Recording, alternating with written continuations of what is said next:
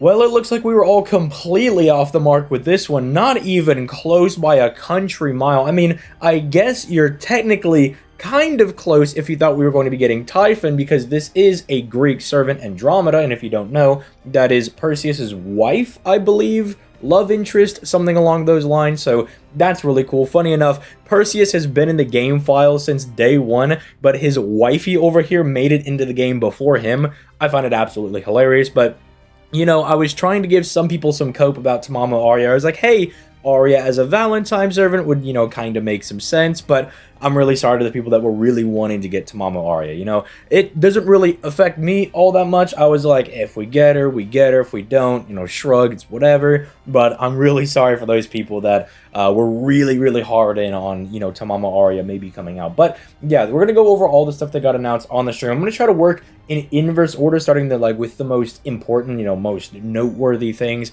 and then we'll kind of work backwards over here to kind of just neat information that they announced on the stream that's not like super game important. But yeah, so Andromeda is going to be coming out. Not able to tell if she's AoE or single target. She definitely looks like she's AoE. I mean, she brings in a giant whale, but they only showed her attacking one enemy, so if it's like a Draco situation where Draco looked like she could have been an AoE, but was single target, it wouldn't surprise me. We know that she's a rider, which I think is pretty cute because Perseus is also a rider, so I think that's pretty sick. Other than that, we don't know anything else, just in the fact that it's Andromeda. She's going to be the new Valentine's Day servant. But we do know that the event will be going live on Valentine's Day. That is the 14th or Wednesday, so just a couple of days from now. We will have that. We'll get all the deets, and I'll make sure you guys are informed as to how good this unit is going to be. But, you know, last year we had Pope Joanna, who is not a bad servant by any stretch of the imagination. She's just not needed. It's kind of like people like Takeda Shingen, right? We have these units that came out last year that are definitely good. They're not bad. It's just they're not really particularly needed. It's like, okay, cool, this is like my 5th best option. So at the worst case, she's probably going to be good, right? I would expect her to be pretty solid, but, you know, I don't know if she'll be like groundbreaking or anything, especially given the last banners we've had for this year. I mean, you know, Takeru is very, very strong. I think Takeru fits a very good farming niche if you want to bring him for that. Ushigozen's interesting and just really demolishing Earth people and kind of having just a massive damage niche. And then Yui was actually kind of a nice surprise. It's just a very solid, I would say, more free-to-play support, but not free-to-play, but, you know, lower rarity as a 4-star. So I have some high hopes for Andromeda over here. One of the things that they did announce as well that is kind of important, and I don't know why they announced it so early. I'm assuming it's so they don't catch people off guard, but in order to play Summer this year, you need to be done with Ordeal Call, which we do know Ordeal Call 2 is going to be dropping in spring, so if you want to play the Summer event, make sure you're up to date on, you know, Ordeal Call and everything. I'm assuming that's probably because an Ordeal Call 2 servant will be a summer unit, maybe something along those lines. It could be like a, you know, Tonalico Ace the Savior type thing where their first 2 ascensions are kind of, you know, normal servant, and then their 3rd ascension is maybe a summer servant. I don't really know what they're going with that one, but, you know, they got half AP, and I think it's also 4th AP for parts 1 and 2 over here. So, you know, make sure you get that done just so you can play the summer events when that come out. We also have about 16 Saint Courts coming in because we have this one from the actual broadcast, and then what was it? It was this one for the Twitter campaign. So we're getting 6 from that, 10 from that. So if you want to summon for her, you know, by all means, you know, we're going to be getting a couple of Saint Courts. This, and then now we just have kind of some neat things.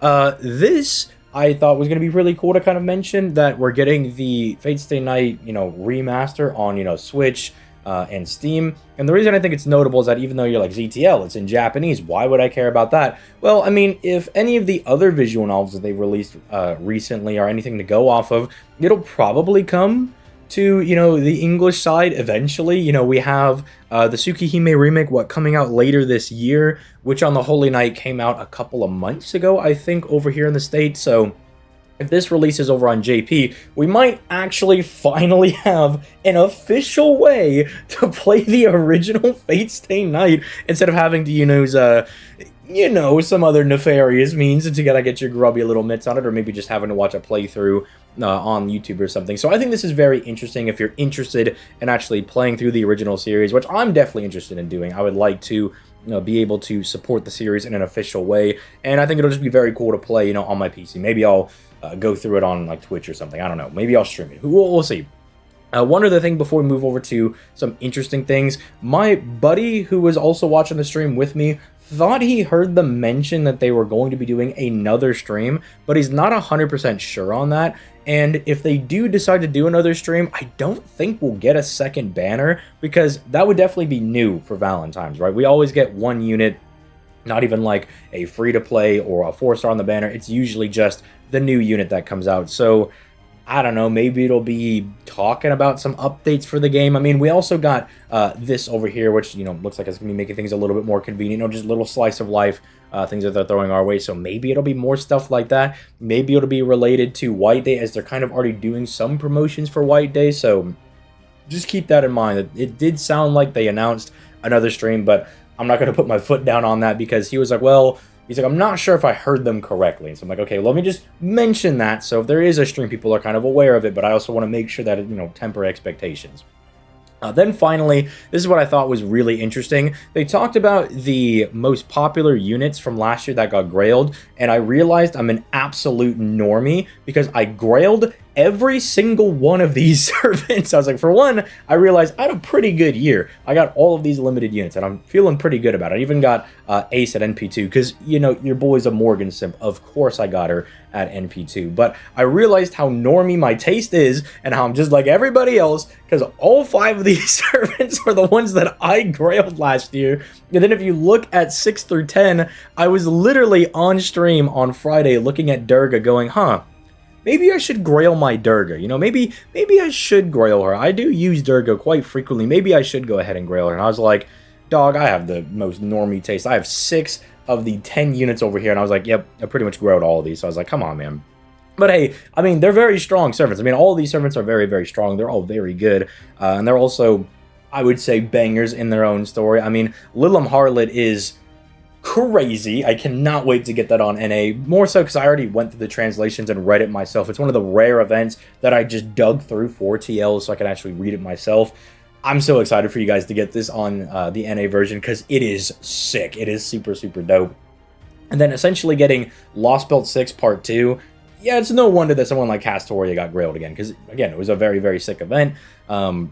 Morgan, I'm not really surprised. I'm surprised she was grailed more than someone like Melusine, if I'm being completely honest, because Melusine has the whole thing where she's a really meta unit. You know, she's kind of like Summer Ibuki, where even if you don't particularly like the character, quote-unquote, if you're going to go for NP1 or 2, you might grail her for the extra stats and everything.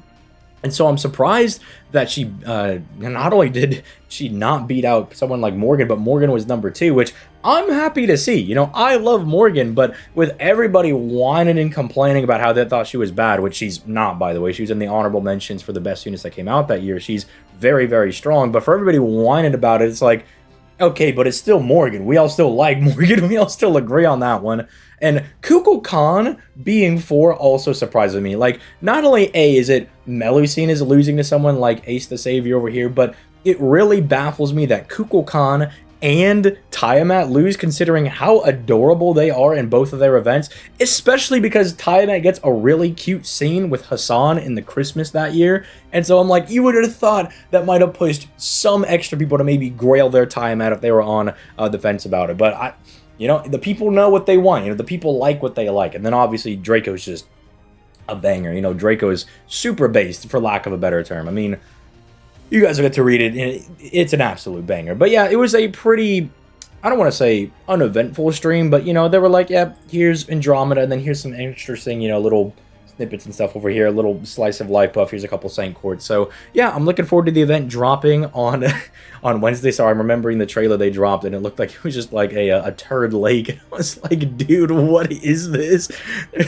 We're literally in the sewers, and I'm like, it's probably chocolate, but dog, I can't unsee it. It's literally like steaming and stuff. It looks like Dookie. So I was just like, bro, this event is definitely bugging. But yeah, let me know what you guys think in the comments down below.